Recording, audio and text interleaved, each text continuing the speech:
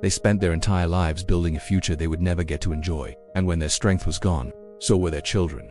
In a small, quiet neighborhood stood an old house with a cracked gate and a leaking roof. It wasn't beautiful, but it was full of love. That house belonged to Samuel and Rose Daniel. They married young, they dreamed small. All they ever wanted was a family. When their first child was born, Samuel held the baby and whispered, "I'll give you everything I never had." He didn't know how true those words would become. Life was hard. Samuel worked in a factory by day and repaired shoes by night. Rose washed clothes for neighbors, cooked, cleaned, and stayed awake, stitching uniforms under dim light. Some nights, they shared one plate of food so their children could eat more. When school fees were due, they sold furniture. When college came, they sold land. They never said, "We are tired." They only said, "It's for the children." The children grew up. They became educated, confident, ambitious. They left the small house one by one. The parents cried quietly, not from sadness but from pride. Phone calls were frequent at first. "Did you eat? Are you okay? We miss you." Samuel and Rose replayed those calls again and again, smiling. As years passed, life became busy for the children. The calls became shorter, then rare, then forgotten.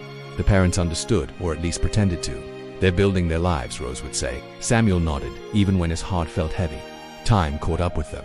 Samuel's hands shook, his back bent. Rose's eyesight faded. Her steps became slow. The house grew quiet. 2 old chairs, 2 cups of tea, growing cold. They sat on the porch every evening watching the road, waiting not for money, not for gifts, just for footsteps. One winter, Rose fell sick. Her breathing became shallow, her body weak. Samuel called the children. One said, "I'll come next week." Another said, "I'm too busy right now."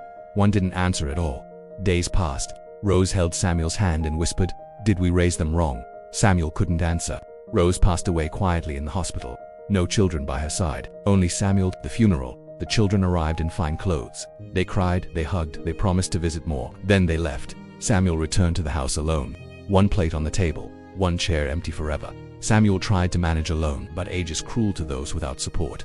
Eventually, a neighbor helped move him to a care home. He packed only a small bag. Inside it were old photos, smiling faces, better days. He never complained. He never blamed. Years later, one child finally came back. The house was locked. Dust covered the windows. A neighbor said softly, "He waited for you every evening." Then one day, he stopped waiting. The child stood frozen. Success felt empty. Money felt useless. Regret came too late. The lesson is painful but clear.